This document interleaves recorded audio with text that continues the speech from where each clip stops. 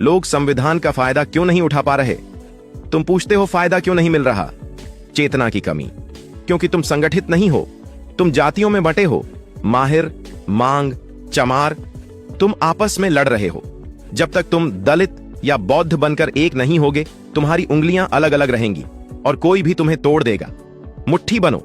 सामाजिक नैतिकता का अभाव। भारत में संविधान तो आ गया, लेकिन संवैधानिक नैतिकता नहीं आई। लोगों के दिमाग नहीं बदले। कानून बदल गया, लेकिन मन नहीं बदला। जब तक समाज का मन नहीं बदलेगा, कानून का डंडा ज्यादा देर तक काम नहीं कर सकता। आधुनिक भारत और भविष्य की चेतावनी। डॉक्टर अंबेडकर की आवाज गंभीर और चेतावनी भरी होती है। वो कहते हैं, सुनो, मेरी बात को गांठ बांध लो। मैं अब ज्यादा दिन तुम्हारे बीच नहीं रहूंगा। आने वाले आधुनिक भारत में एक बहुत बड़ा खतरा मंडरा रहा है। भक्ति। राजनीति में भक्ति या नायक पूजा। धर्म में भक्ति आत्मा की मुक्ति का मार्ग हो सकती है, लेकिन राजनीति में भक्ति पतन और तानाशाही का रास्ता है। अगर तुम अपने नेताओं को भगवान मानकर उनकी पूजा करने लगोगे, अगर तुम सवाल पूछना बंद कर दोगे, तो यह संविधान खत्म हो जाएगा। मुझे डर है कि आने वाले भारत में लोग अपने अधिकारों के लिए लड़ना भूल जाएंगे और केवल सरकार के भरोसे बैठ जाएंगे।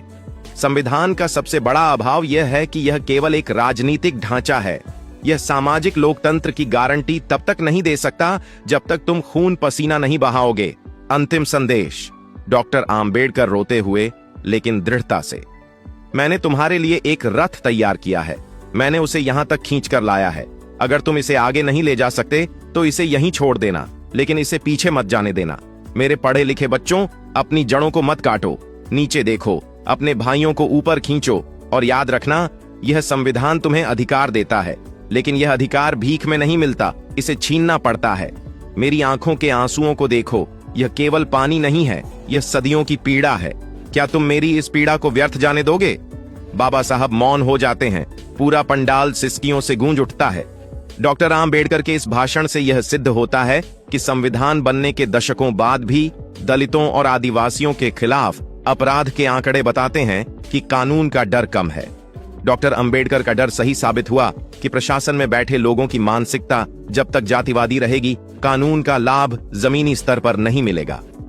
क्रीमी लेयर और सामाजिक अलगाव। भाषण का मुख्य बिंदु अपनों द्वारा धोखा आज भी प्रासंगिक है।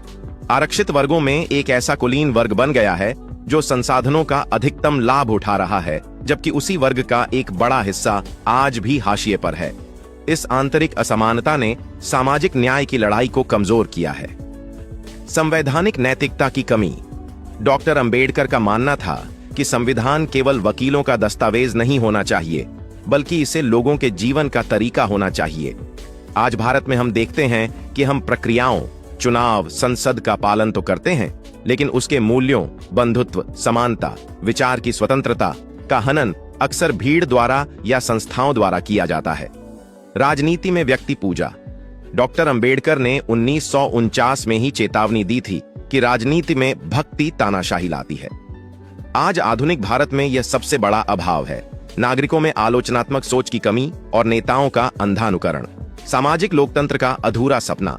संविधान ने राजनीतिक लोकतंत्र दिया, लेकिन सामाजिक और आर्थिक लोकतंत्र अभी भी अधूरा है।